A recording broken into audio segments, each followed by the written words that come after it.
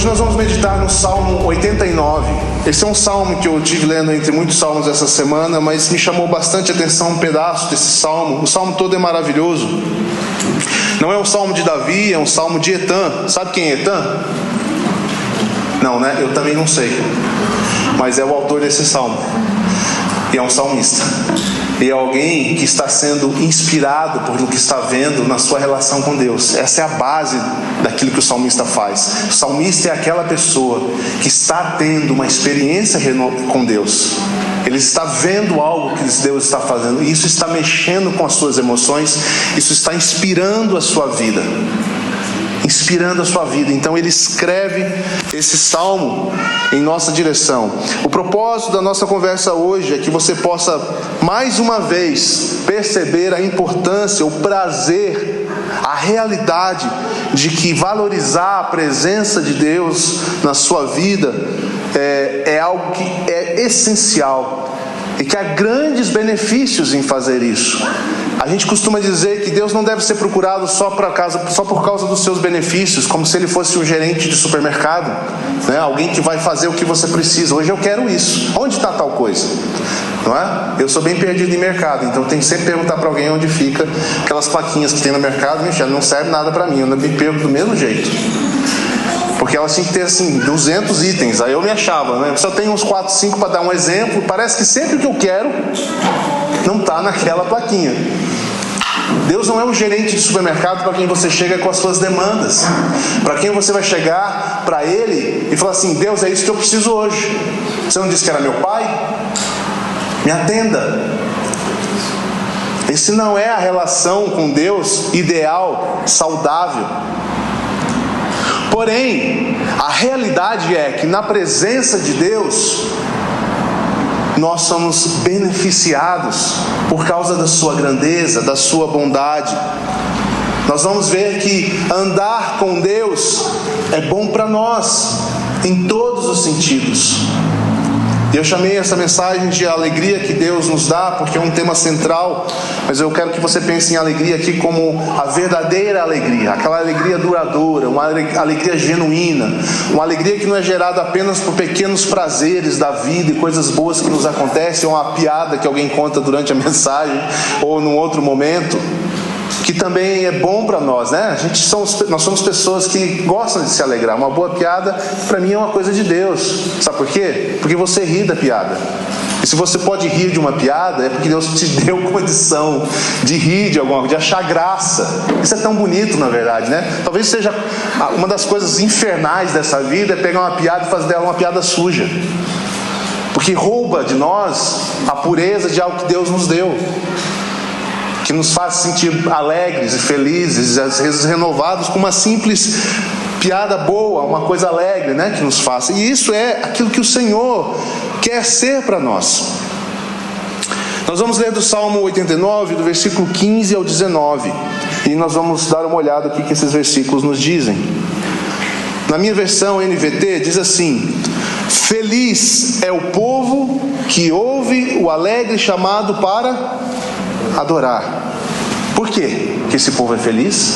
Pois andará na luz de tua presença, Senhor. O dia todo eles se alegram em teu nome e exultam em tua justiça. Olha as consequências daqueles que andam, aqueles que ouvem o chamado. O dia todo eles se alegram.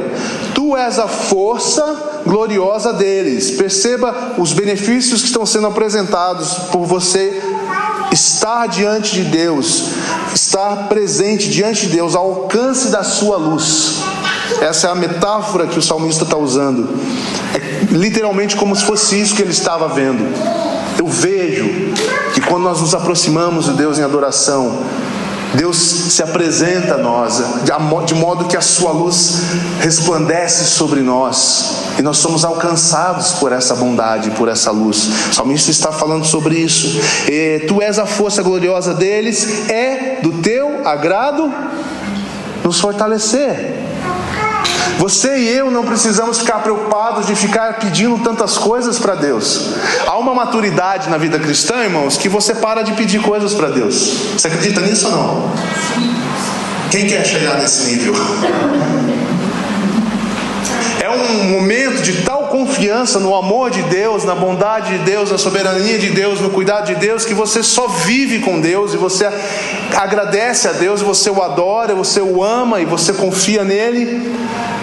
E aí você se torna mais um intercessor, porque você começa a interceder por outros, ao invés de por você, porque você está seguro. Não é que você não pode mais pedir, entenda o que eu estou querendo dizer. Vai chegar a hora que você vai falar: Senhor, eu preciso da tua intervenção, eu preciso da tua ajuda nisso. Mas já é uma conversa, não é mais aquele pedido infantil de quero isso, quero aquilo, sabe, muito egoísta e tal. São coisas reais da vida. Você precisa da intervenção de Deus. A gente pede isso para Ele e é saudável, mas não é mais o centro da sua vida. A maior parte do tempo você está vivendo debaixo da realidade, da vontade de Deus.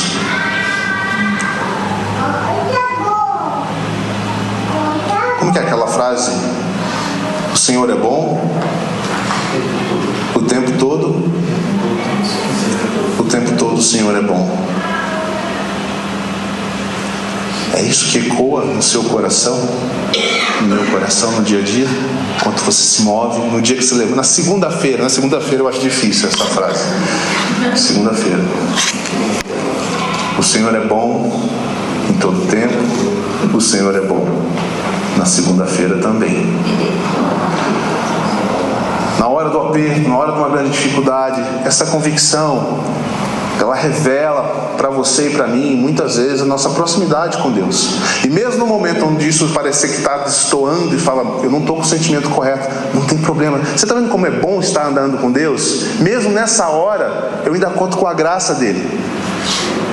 Porque Ele não vai vir para cima de mim me agredindo com palavras e me cobrando, né? Como a gente diz: mas você é um filho, hein? Ele vai nos envolver com a sua graça, Ele vai nos puxar de volta para a sua graça. O próprio fato de você ver que você não está andando bem, muitas vezes já é o próprio Espírito Santo falando ao seu coração e lembrando a você: algo não está indo bem. E você se aproxima do Senhor de novo. Há muitos benefícios em andar com o Senhor. O salmista diz também: sim, além da força, sim, nossa proteção vem do Senhor. É uma constatação do salmista. De onde vem a nossa proteção? A nossa proteção vem do Senhor. Não vem de mais nada. Tudo que aparente ser proteção, o teto da sua casa, o casaco no frio, tudo que a gente tem que nos protege, ela é o resultado de uma proteção maior, que é a proteção de Deus. A nossa proteção vem de Deus, não vem do meu esforço, não vem dos meus recursos, não vem de quem me protege. Simplesmente, em última instância, a proteção vem de Deus. Tem um outro salmo que diz: elevo os meus olhos para os montes. Quem eleva os olhos para os montes está onde? No vale, na parte de baixo. Elevo os meus olhos para os montes, de onde virá o socorro? O meu socorro vem do Senhor, que fez os céus e a terra. É esse que me guarda, é esse que me protege. Não é o meu recurso, nem material, nem financeiro, nem pessoal, nem nada. Vem do Senhor. Ele é o Santo de Israel, e nos deu o nosso Rei. Muito tempo atrás, numa visão, falaste a teus fiéis e disseste: levantei um guerreiro dentre o povo e o escolhi para ser rei. E aqui ele vai começar a falar sobre a alegria que o salmista tem da vida de Davi como rei, reconhecendo que Deus trouxe um rei. Aqui é uma analogia para nós muito clara à obra de Cristo. Cristo, descendente de Davi, o rei eterno. Eu li essa semana também nas minhas leituras diárias em Crônicas, quando Deus fala para Davi assim: Davi, não se preocupa com nada, porque eu decidi que é da sua descendência que virá o rei eterno. A sua casa permanecerá para sempre, porque o Cristo virá da sua descendência. Fica tranquilo, Davi, a sua família está guardada. E aí a gente tem todo um entendimento ali histórico, etc., da vida comum do povo de Israel. Mas para nós aquilo que nos traz valor é entender a obra de Deus através de Cristo e as figuras que Deus apresenta. Assim como o povo de Israel foi chamado para servir a Deus em adoração. O que diz lá a saída do Egito: liberte o meu povo para que ele me adore. Não é libere o meu povo para que ele se dê bem. Não é libere o meu povo para que eles sejam livres até. No sentido assim, solta eles aí, a vida chega de ser escravo. Agora eles vão fazer o que quiser. Esse povo precisa de liberdade. Esse povo precisa sair da escravidão. Não é apenas isso. O chamado de Deus aqui, como no versículo 15 que nós lemos: feliz é o povo que ouve o alegre chamado para adorar. Porque adorar significa reordenar a nossa vida de acordo com aquilo que Deus é. Adorar é priorizar Deus.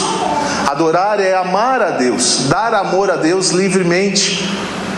Desde Israel, Deus faz um chamado: venham e me adorem. E as pessoas que não compreendem isso, e inclusive fora às vezes da igreja, vão dizer o seguinte: que esse Deus ele tem problema psicológico. Ele precisa de pessoinhas o adorando. E começam a tratar e qualificar Deus como deuses mitológicos e deuses de outras histórias que vão exigir sacrifícios para você apaziguá-los. Mas você conhece a história. Ele nos separou um rei. O Santo de Israel é aquele que nos deu o nosso rei. Então o resultado de toda essa benesse vinda de Deus em nossa direção culmina na vida de Cristo. O sacrifício entregue em nosso favor, para que todas essas outras coisas continuem existindo. Então, o que nós aprendemos nesse salmo, irmãos? Como é feliz o povo que aprende a andar com Deus. Como é feliz o povo que ouve o alegre chamado. Esse salmo descreve um povo que vive debaixo desse governo de Deus. É o que nós chamamos, o reino de Deus. A teologia do reino de Deus só serve para isso, para te mostrar que há um rei na pessoa de Cristo, e é sobre o seu governo que nós vivemos. E existe esse chamado contínuo para estar diante dele em adoração. E a adoração aqui é a sua vida. Romanos diz: nosso culto racional é nossa mente transformada. É o culto da vida, não é só adoração aqui. A adoração intensa aqui tem que transformar a nossa vida, a nossa prioridade em direção para que ela se torne uma adoração na vida, nos seus negócios, na maneira como você trata as pessoas, na maneira como você respeita o próximo, serve e ajuda o próximo. Deus nunca planejou uma igreja para ser fantástica em termos de estética e arranjos e som e uma banda boa e um povo que canta bastante. Que se isso estiver distante da justiça de Deus, e eu vou falar sobre a justiça também um pouquinho, se isso estiver fora da integralidade do que Deus quer para a igreja, a gente pode correr o risco de cair aquilo que Isaías vai dizer, que Deus diz: eu não aguento vocês. Você já pensou Deus olhando e dizendo: eu não aguento o canto de vocês, eu não aguento esse culto de domingo de vocês. Ele é lindo, maravilhoso, organizado, começa no horário, tem café antes. Aliás, aquele bolo de cenoura é bom, aquilo eu estou gostando. Mas o coração de vocês está longe, vocês não conhecem a minha justiça, vocês não conhecem, vocês não querem andar na luz do meu rosto, fora daquele lugar. Vocês saem de lá e aí volta a ser a vida de vocês e não é mais a vida comigo.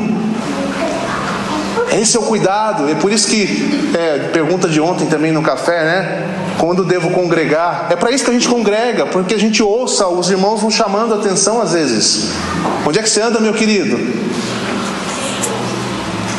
É para isso. A pregação exorta, a pregação ensina, a pregação relembra.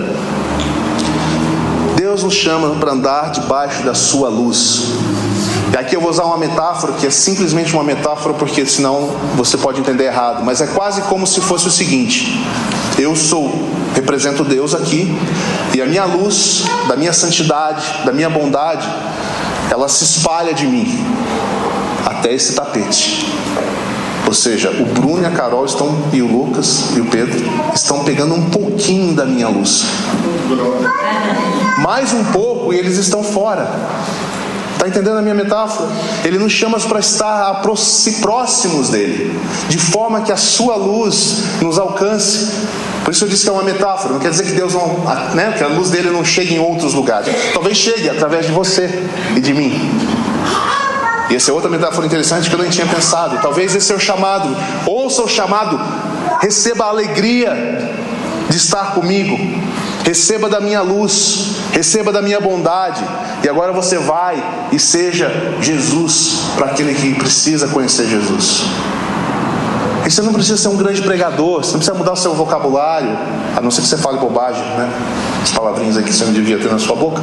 Mas você não precisa formatar a sua vida inteira. O que você precisa formatar é o seu coração. É deixar Deus formatar o seu coração, para que as suas palavras e o seu interesse pelas pessoas se torne genuíno, a ponto das pessoas verem. Por que essa pessoa se preocupou comigo? Por que essa pessoa parou na rua para falar comigo? Porque essa pessoa perguntou genuinamente se tudo está bem comigo, e depois me apresentou alguma coisa, me deu um abraço, fez uma oração, me incentivou a alguma coisa boa. As pessoas vão ver a luz de Deus na sua vida. Essa é a ideia. Lembra de Moisés? Moisés passava tanto tempo adorando a Deus. Aí aqui é interessante usar essa palavra, né? Talvez você nunca viu. Já viu algum texto de Moisés adorando a Deus? É que eu estou usando o adorando justamente como isso, como esse ato de livremente dar amor a Deus. Moisés estava com Deus no monte, amando a Deus, desfrutando da sua presença, de cada momento, de cada palavra, de cada instrução que Deus dava a ele, a ponto de quando ele descia de lá, ou quando ele estava na tenda do encontro com o Senhor, tenda do encontro. Quem será que deu esse nome, né? Para que dar nome? Podia tanto tenda da alegria, né? Tenda do despacho de serviço, tá, gente? Não entenda mal. Moisés ia lá pegar ordens de Deus, né? Pode ser vamos despachar o serviço dessa manhã. É tenda do encontro. Toda a experiência bíblica aponta para uma vida com Deus que parte do encontro. E quando Moisés saía, quando ele desceu do monte, o rosto dele resplandecia, não a sua luz própria, mas a luz que ele recebeu da comunhão com Deus. Como é feliz o povo que ouve o alegre chamado para adorar, pois andará na luz de tua presença, Senhor. Você vem, ouve o chamado e anda na presença do Senhor. A recompensa da adoração é o próprio Deus. Essa frase é boa para você anotar aí. A recompensa da adoração é o próprio Deus. Amém? Isso é assombroso de pensar. Se você for usar essa ideia para meditar e ficar ali diante de Deus, falando, isso é grandioso demais para mim. Como assim que o resultado da adoração é o próprio Deus? É muito grandioso. A adoração é nossa alegria e nossa resposta. Diz o texto que o dia todo eles se alegram em teu nome. Então veja como isso vai influenciando o seu dia a dia também. A segunda-feira, como outros dias da semana. Talvez você tenha um outro dia aí que é um pouco desafiador. Quem anda na presença de Deus, quem anda na presença de Deus,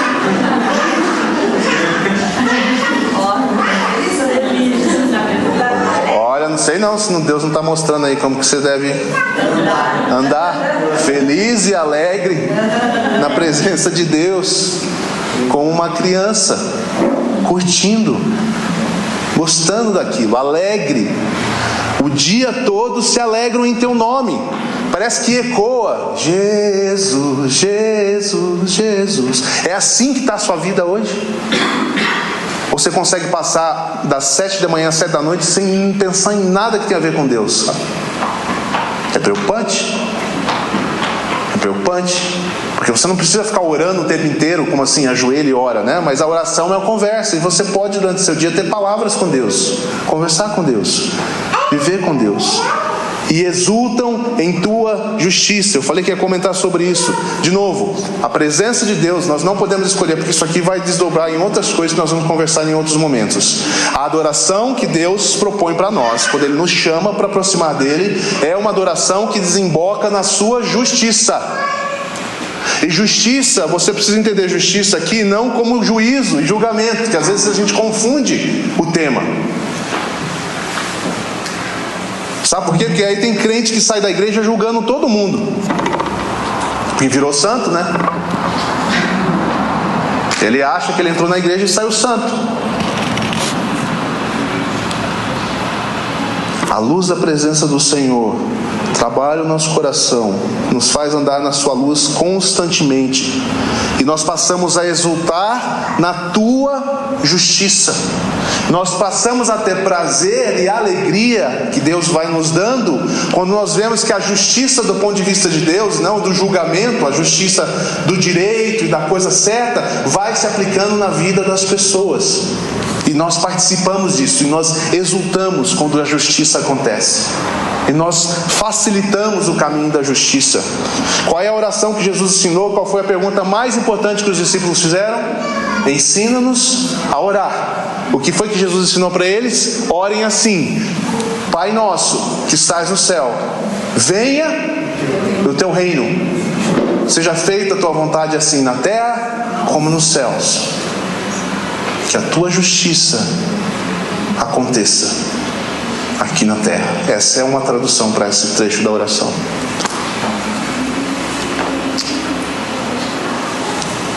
O texto continua falando então no versículo 17. Estou reforçando apenas algumas coisas. Ele é a nossa força para viver essa vida, para viver esses momentos. Ele é a nossa força, e Ele diz que Ele é do agrado dEle nos fortalecer. E aqui para mim diz claramente, como acho que Tiago diz, né? Quando você orar a Deus e pedir algo segundo a vontade dEle, está aqui a vontade dEle, ore com fé e creia que receba. Acho que Hebreus fala isso também. Aquele que se aproxima do Senhor precisa se aproximar confiando que Ele é bom.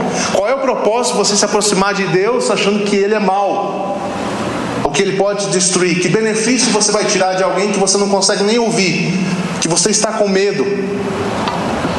O salmista está dizendo para nós: Ele é a nossa força. Se você precisa de força, Ele é a sua força. Se você acha que você não vai dar conta no desafio que Deus está botando na sua vida, talvez a partir do Intervinha, Ele é a sua força, e Ele se agrada em ti fortalecer. Portanto, aproxime-se da luz da sua presença, prontos para receber. Viu porque eu disse que não precisa pedir? Você não precisa pedir porque Ele já quer dar. Você pode simplesmente chegar na presença dEle e receber. Senhor, o Senhor é bom, vem aqui na tua presença, porque eu sei que o Senhor tem algo para mim, e o Senhor quer me abençoar. Obrigado, Senhor, eu não mereço, sem merecer. Desculpa. Justiça de Deus, força de Deus. Diz mais o texto ali: Ele é a nossa proteção. Parece que confunde um pouco com força, mas força é capacidade, né? Sustento. Proteção é aquilo que nos guarda de sermos feridos de forma talvez letal, vamos dizer assim, né? Porque nós somos ainda às vezes afligidos. A Bíblia diz que a gente pode passar por aflições, mas é preciso que a gente saiba que Ele é a nossa proteção, ela vem do Senhor, né? Paulo dizia muito sobre isso. Não tem como ninguém tira. Jesus disse isso de uma forma ainda mais bonita, né? Ninguém tira a minha vida, a não ser que eu voluntariamente a dê. Não tem nada que ninguém possa fazer, e aí os apóstolos que falaram, né? Que ninguém possa fazer contra a nossa vida que vai nos roubar a verdadeira vida, porque a nossa vida está guardada em Cristo. E essa foi a convicção, a esperança e a certeza que 11 dos 12 discípulos, apóstolos, enfrentaram de forma literal ao serem martirizados. O único que escapou foi João, mas pensou nisso todos os dias da vida dele. Já pensou que ia viver até os 90 sabendo que qualquer dia alguém pode resolver fazer comigo o que fez com meus irmãos? Mas eu sei que João pensava: a minha proteção vem do Senhor, vem de Deus. Ele é o Santo de Israel, portanto eu não terei medo. O verdadeiro amor lança fora o medo. Eu sei que é difícil viver sem medo. Hoje em dia é difícil mais ainda que no passado, talvez, porque é tanta coisa que pode dar errado, que a gente acaba vivendo sobre o medo. Eu, como vocês, experimento isso em situações da minha vida. Uma coisa que sai do trilho, a gente já sente um medinho. Ih, rapaz, o que vai dar isso aqui? E agora? É um exercício de olhar para o Senhor de volta e falar: Senhor, o Senhor é minha proteção. Isso aqui é complicado, eu vou ter que lidar com isso. Mas eu quero lidar isso na luz da Tua presença. Sabendo que o Senhor me fortalecerá quando eu estiver fraco. Sabendo que o Senhor me guardará. E sabendo que o Senhor se alegra com a justiça sendo feita. Eu vou confiar no Senhor. Eu não sei todas as coisas, eu não sei como isso vai no seu plano, como Deus não desperdiça nem tempo nem dor, aonde o Senhor vai me levar com tudo isso. Ele é a nossa proteção. Eu termino dizendo, porque é sempre importante que nós falemos dessa forma, um texto tão bacana que quem ouviu naquela época não poderia sacar isso, mas diz o texto que o Santo de Israel, Yahvé, o Deus desse povo, nos deu o nosso Rei. Esse Deus que te chama para andar com Ele, adorá-lo, deu a você o Rei. E aqui é a figura de autoridade mesmo, é a figura de governo, tá bom? Às vezes a gente acha que isso é meio complicado, mas assim, especialmente nesse povo, alguém precisa governar. E quando a gente vê que não tem governo, a gente se sente afligido, a gente se sente com medo, a gente fica incerto do futuro. Como que vai ser isso? Como que vai ser aquilo? Mas do ponto de vista da eternidade, desde que Cristo veio, há um Rei que reina. Ele foi entronizado quando ascendeu aos céus, ele foi entronizado, ele reina sentado à direita de Deus. Ele governa todas as coisas. E nada escapa do seu governo. E um dia ele voltará e consumará esse reinado aqui na terra. Novos céus, nova terra, novos corpos.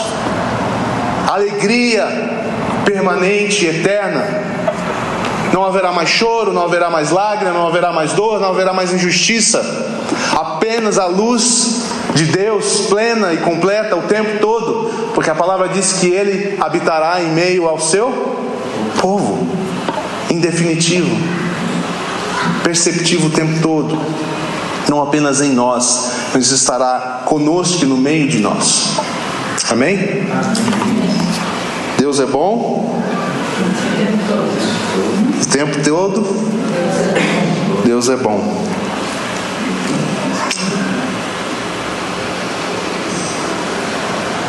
Você e eu fomos feitos para andar com Deus. E ao andar com Deus, demonstrarmos o seu reino. Esse é o resumo. E a alegria que Deus nos dá, Ele nos dá na vivência desse reino.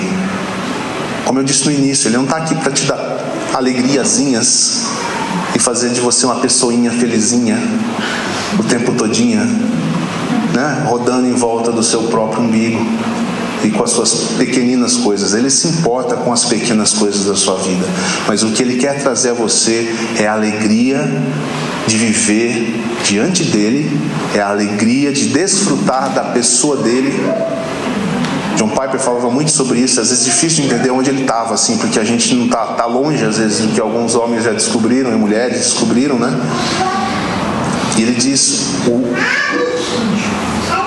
a razão número 1 da existência de cada um de nós é de encontrarmos satisfação em Deus. Isso é a verdadeira alegria, isso é o verdadeiro prazer, satisfação completa, genuína. É quando nós encontramos essa satisfação em Deus. Nele, nós fomos criados para isso, é o que a gente não entende. E quando Ele diz: vem, liberta meu povo para que me adore, como Ele diz aqui, já lá depois do povo liberto, feliz é o povo que ouve o alegre chamado, ouve um chamado, responde a um chamado para andar na sua luz. Ele está nos salvando de nós mesmos, dizendo, quando Ele diz: vem e me adore, Ele não está com carência, Ele não está sentindo falta de pessoas bajulando Ele. Ele não precisa disso. mas o seu amor é tão grande. A Bíblia diz que Ele é amor, né? Ele não tem amor, Ele é amor. Eu não sei nem como explicar isso para vocês, porque foge a capacidade humana de entender uma coisa assim. Ele é amor. A essência de Deus, a gente costuma cantar e dizer, é o amor, porque Ele é amor. Ele deseja que nós, suas criaturas, experimentemos esse amor também. Por isso Ele diz, vem e me adore. Vem e esteja comigo. Ande comigo. É quase como se a gente dissesse que a gente fala, mas Deus fica cobrando tanta coisa. Não, Deus tem um pedido só que Ele faz a você. Ande comigo. E deixe que as outras coisas vão se acertando. Se você realmente andar comigo, você vai acabar mudando o seu jeito de pensar, você vai acabar mudando as suas prioridades, você vai mudar aquilo que você ama, em essência, que você acha que sou eu, mas eu vou te mostrar que talvez não seja. E está tudo bem, anda comigo. Eu vou terminar citando o texto que diz que aquele que começou a boa obra há de completá-la na sua vida. Mas para isso, venha para o tapete. Ande debaixo da luz de Deus. Esteja próximo da sua luz. A sua luz transforma. A sua luz clareia. A sua luz ilumina o seu interior. Revela coisas que às vezes a gente não quer ouvir. E ao invés de você correr, você se aproxima mais do Senhor. E fala, Senhor, ainda preciso do Senhor. E preciso mais e mais. Amém? Que bom. Acho que a gente podia encerrar orando juntos nessa manhã. Penso que o que Deus está falando conosco nesses dias, até por causa de tudo que a gente tem ouvido, é sobre desfrutar dele e da sua presença, e de sermos mais e mais agentes do reino de Deus na vida e no mundo, né? A gente pode orar sobre isso junto? Queria convidar você a ficar de pé, a gente já até para esticar a perna aí um pouquinho.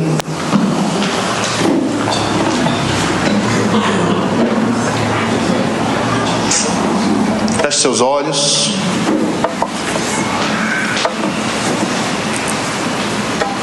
Tem duas orações que você pode fazer nessa manhã com Deus. É dizer, Senhor, eu ouço o seu chamado para essa alegria, eu ouço o seu chamado para te adorar, para andar na sua luz. Eu quero isso. Essa é a primeira oração que você pode fazer. E a segunda oração é, confirma no meu coração, Deus, para onde o Senhor quer me levar em ação. Porque eu quero que essa luz me encontre no dia a dia, me fortaleça, me proteja, me faça trazer a tua justiça. Eu quero, Senhor, exultar na tua justiça. Eu quero ter alegria naquilo que o Senhor tem alegria. Amém. Amém? Se você quiser orar sobre isso, vou dar um tempinho para você orar. Não perder esse momento.